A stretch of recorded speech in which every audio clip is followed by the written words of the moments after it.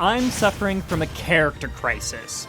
I want to give every character a chance at becoming my main. This week, I tried out the DLC top tiers, Pyra and Mythra. But I wasn't convinced that they would live up to the hype. Am I crazy for saying that they might not be in the top 10 best characters in Ultimate? That's why I had to main the Aegis for myself, to find out if they're actually as good as everyone claims them to be. But who are these characters that have completely changed the meta of Smash Ultimate? Pyra and Mythra come from Xenoblade Chronicles 2, which is considered by its player base to be one of the best video games of all time. I haven't played, but let me go and check the wiki on them. Pyra and Mythra are two female protagonists in Xenoblade Chronicles 2. She is the Aegis, a legendary blade who can grant tremendous power to Rex. Wait, so Pyra and Mythra are both the sword? Does that mean when they wield the Aegis, they're just holding themselves? Whatever, I'm not going to think about it too hard.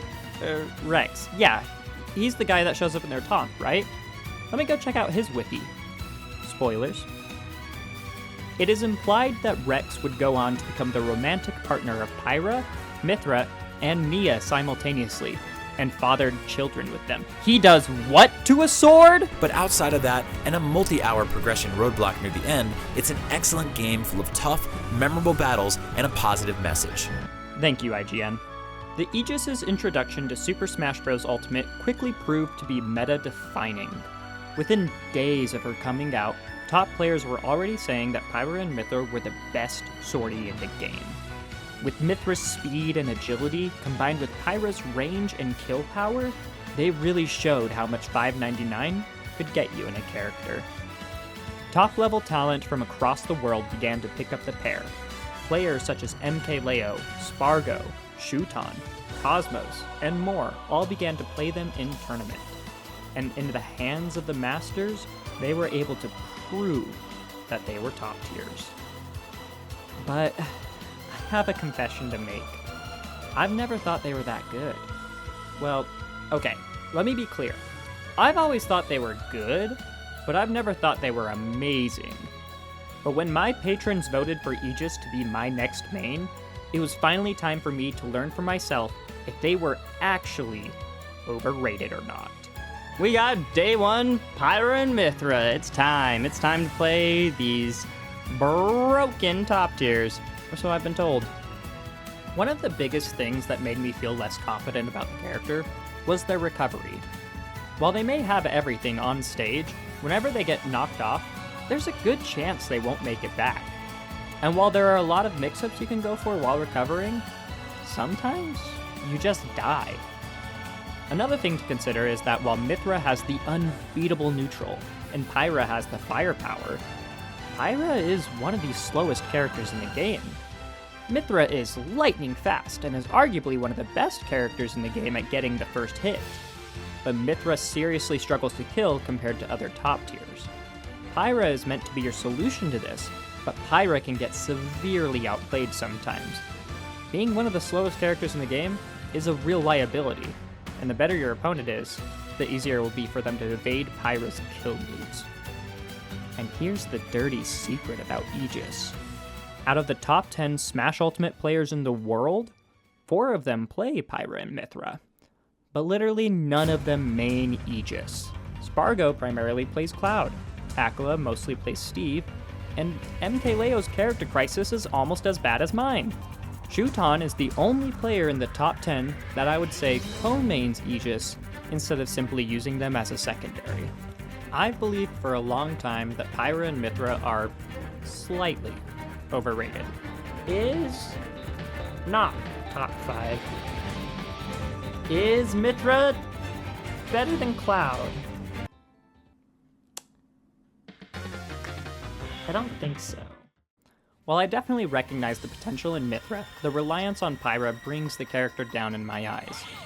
And even though they were considered busted on release, after being one of the most popular tournament characters for years, practically everyone knows the matchup by now. But if 4 of the top 10 players in the world see potential in the character, maybe I need to give them a chance to become my main. I started off by going into training mode and breaking down the moves of the characters. This time, there was twice as much to learn.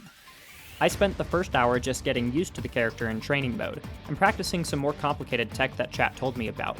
But before long, it was time to put my day 1 skills to the test with an Elite Smash speedrun. The rules? Win 10 games as fast as possible. The goal? Sub 1 hour. While learning 2 characters instead of 1 makes it more difficult, I've played plenty of sorties for my series already, so the game plan fortunately didn't need to change much. At first, my hypothesis was proving to be correct. Mythra felt cracked right away, but every time I swapped to Pyra, the game slipped out of my hands. Still clutched the win though.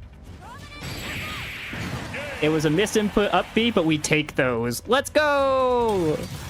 In my second game, I was playing against Mario, which is considered to be one of Mario's worst matchups.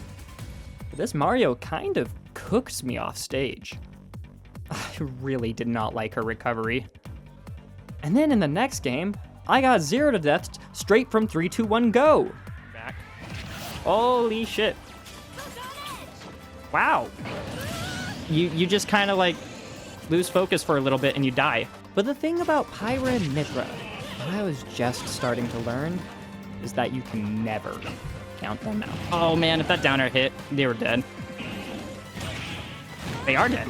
I was right. Okay, F-tilt, let's go! Ah. This definitely feels like top tier privilege against... Being able to play Mythra against the slowest character in the game, kind of broken. Good night. Oh my god. No! Man!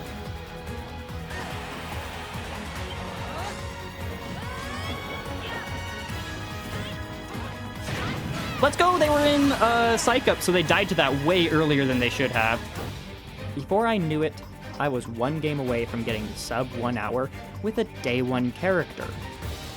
Unfortunately, I lost that game, and then got by Kazuya Mishima, but I ended the speedrun at 107.48, which was still a lot better than I expected to do for a day 1 character. The next day, I got to enter a tournament with Aegis, except it wasn't a normal event. I was the one hosting the tournament, and I decided to turn hazards on for it. I already made a video about it, which you can check out here if you also love Randall the Cloud. Here's how I did in my tournament. Do you main Wario? I did main Wario, but now I'm on day 2 Aegis. So wish me luck. My character crisis, isn't gonna solve itself. Ah! I don't have a jump. I am getting bodied. Oh my god, that was so bad. I even got shield broken. Oh, it's so bad. It's GG's, Starstorm. GG's. Wow, I played that terribly. What can I say? Day 2 Aegis. Gotta pop the balloons. It's good luck if you do. That hit you? Let's go. That sword is so big. All right, all right. Can I get you? Oh my god, let's go! The corner on the platform! Woo! That's a W for Tuesday. Let's go! Cooker, am I gonna cook you? Let's find out. Yeah, I thought I could nair through that. A little greedy on my part. Oh, let's go, Pyra! I love down airing people at 30. This character's fun when she works. Dash attack? Oh, didn't quite come out. Hey, I got the balloon though, and that's all that matters. Nice. Oh, get F smashed. Oh, it's looking over. Should have won the Doc Ditto. Hey, the Doc Ditto can go anyway. At the end of the day, though, it really is just better player. And, I can't say I'm the better player for that one. That's just down air up smash. Oh, but forward air's too strong on this stage. No Randall to save you. GG's. Thank you for the games, Cooker. Oh, big monkey.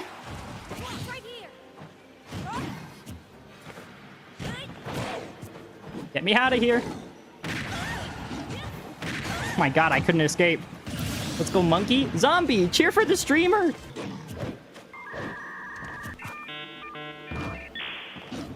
There's lag spikes. Oh, okay. I give up too laggy.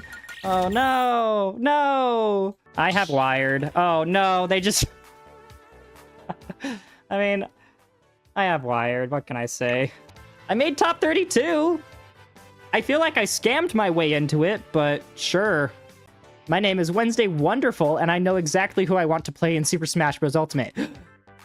Wednesday Wonderful. Okay, I make it back, I make it back, I make it back, I make it back. Ah.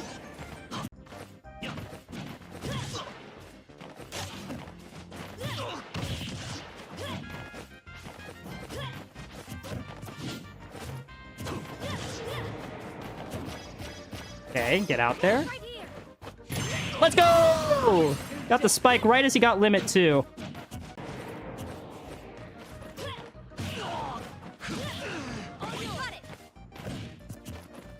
Why did I do that? Why did I do that? Oh, okay. I'm dead? Holy. Ah, fine. Imagine losing to Cloud. I know, that character sucks.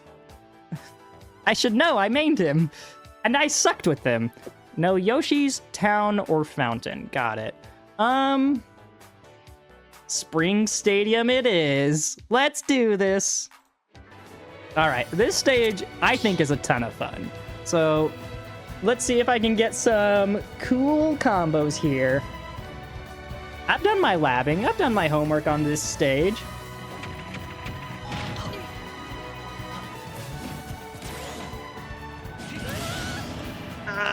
That's bad.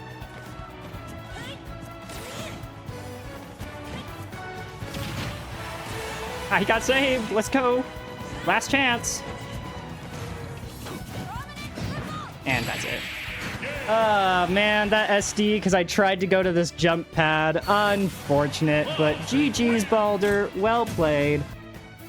Going 3-2 at my tournament not only meant I made it out of pools, but I managed to place 25th out of 97 people.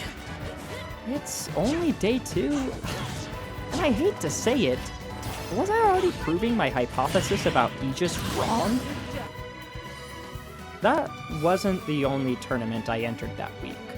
I also got to enter Coinbox, but funnily enough, this was when Hungrybox was hosting his tournament with weird stages. Instead of Yoshi's Story with Randall, though, I got to play on WarioWare against Tilde, one of the best Falco players in the world. It went about as well as you could expect for my day 3 Aegis.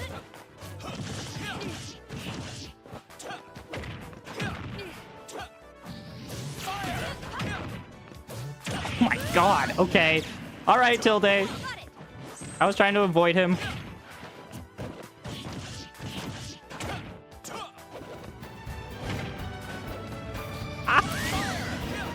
No!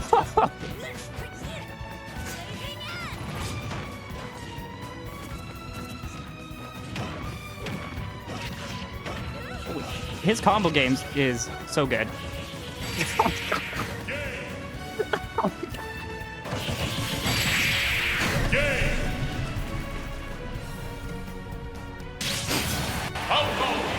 Had enough already? Okay, GG's. I think we should actually re-legalize WarioWare.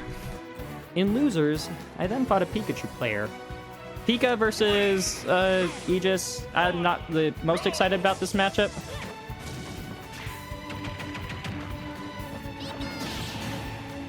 Okay. Yep. After getting destroyed by Tilde, though, I did not want to get bodied again. Wow, this is going poorly. I counterpicked to Luigi's Mansion, I guess. But it turned out to be a really great stage for me, since Esper wasn't able to edgeguard me as easily. They then counterpicked to a more neutral stage with Yoshi's Island. This was scary for me, because of how easily I got edgeguarded in the first game. I did not want to go 0-2. Let's go! Let's go!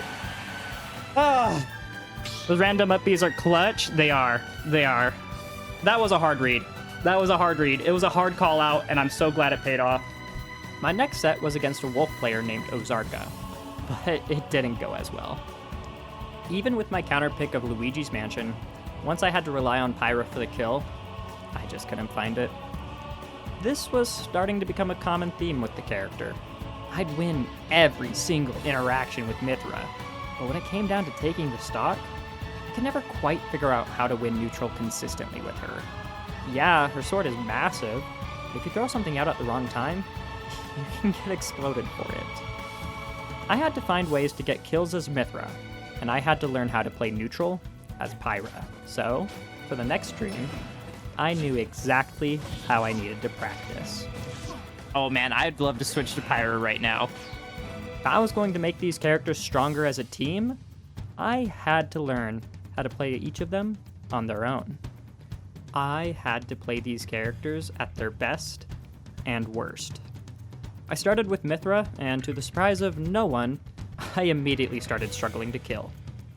But despite the handicap, I was still winning games, and even sets.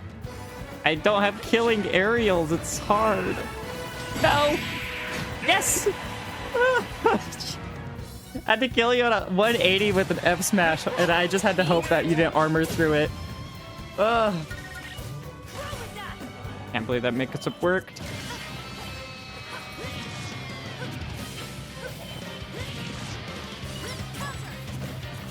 Disjoints.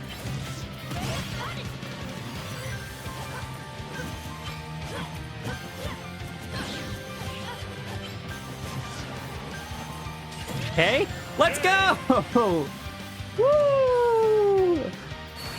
I am finding it in me to win these games. But what I quickly discovered was that Mythra doesn't actually need Pyra. Okay, parry up smash, at least we have that. Mythra is like a B tier without Pyra. I am quickly learning that's not the case, and that she's still very good. Yes, I am doing Mythra solo challenge right now, and I'm currently undefeated, which is surprising me.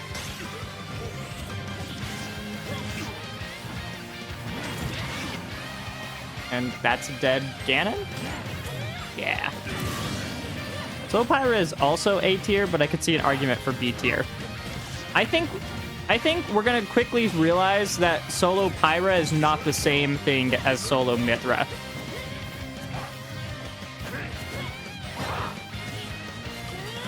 It's supposed to be a combo!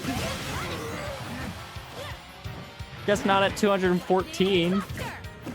Now we got Jury Toe Jam. Delicious. We both have our DLC Half Moon aerials, or just moves. Wait, that actually worked. Let's go! And with that, I mean, I'm ready to start going solo Pyra, I think. I won 5 matches in a row, even though my average kill percent was like 150%. But honestly, that didn't surprise me too much. Mythos neutral is just so good, you can keep him in disadvantage the entire time. But I was less confident about Pyra. Miku skin versus Goth Girl skin. Miku or Goth Girls?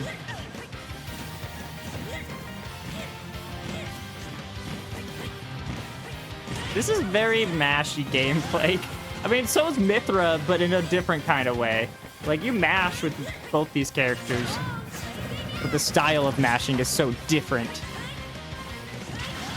This is so stupid.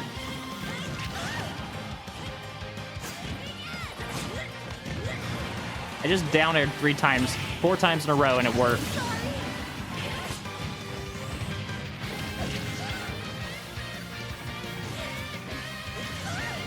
This character's dumb.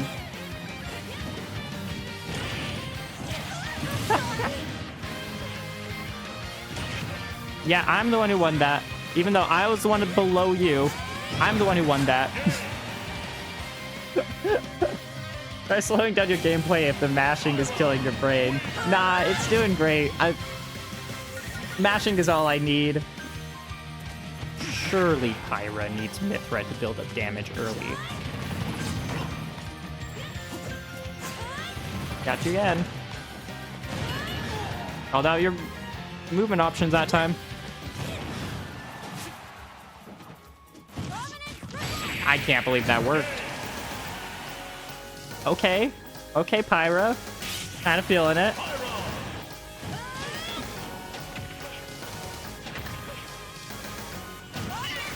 If only that took... Wait, it did take you down with me. Let's go! Wait. Does Pyra even need Mythra? I can space that so far away. Oh my god. This character.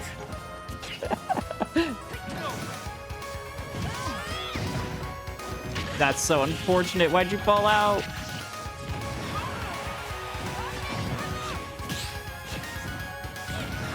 That F tilt is so crazy. I love killing people with that move.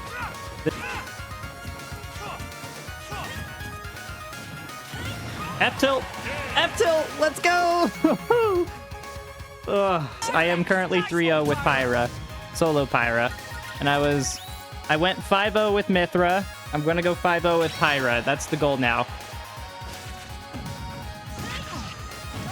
I can't believe that actually worked. I thought in my head this combo will work, and then I did it and it worked, and it was awesome.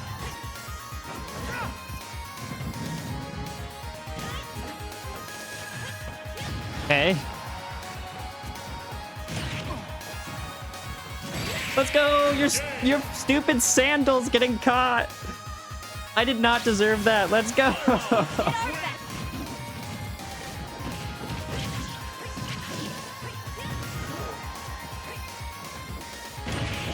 Well, that's just Pyra, right? Let's go, Pyra. My goodness. She's so strong. Thus concludes my experiment of playing both Pyra and Mythra as solo characters, and wow, they are really strong, each of them in their own unique ways. I was shocked to realize that both of these characters are completely functional without their other half. Their weaknesses became far more apparent. At the end of the day, it wasn't enough to stop me from 10-0ing my viewers. Yeah, Mythra struggles to kill, and Pyra can struggle to get in, but by learning how to play them on their own, it simply showed me that if I'm losing when I get to transform with them, I'm seriously messing something up. For my final day of maining Aegis, I had one more local that I was going to enter. But that local was happening on Halloween. A month ago, I pulled my patrons to not just choose my character, but also my Halloween costume. In the past, I've bought costumes to wear to my locals, but even with the generous support of my patrons, link in the description, I still couldn't afford that. So instead, I got cardstock, glue, and a dream. At the start of the month, I chose the skin that would be easiest for me to cosplay. I wasn't just going to dye my hair for this character. I already had a foam sword that I was able to construct Mythra's sword around. Cardboard gave it the support, and cardstock gave it the color. I managed to find a black and red dress at Goodwill that, with the help of some patterns I cut out and a belt, I was able to pull off a Mythra cosplay. Well, a $2.99 Mythra cosplay. But now that I had the costume, it was time to compete. Did the cosplay give me the power-up I needed? Nope. And I immediately went 0-2. Hey, in my defense, Rivals of Aether 2 came out that week, and I kind of stopped playing Ultimate. But hey, at least I look fabulous. Final results. I never bought into the hype around Pyra and Mythra when they were first released. I agreed with the general sentiment that they were good characters that could do well in tournament, but I wasn't convinced that they were as good as everyone claimed them to be. I saw some serious flaws with the character, such as their poor recovery, how quickly competitors learned the matchup, and their weaknesses, as individual characters seemed restrictive. But in no time at all, I started doing very well with them. They were so much easier to pick up and play compared to the rest of the cast. Trust me, I can say that. And in return, you get the fastest and strongest sortie in the game. I was wrong. Pyra and Mythra are top tier, and there's no doubt about it. I even discovered for myself that these characters are solo viable, which surprised me.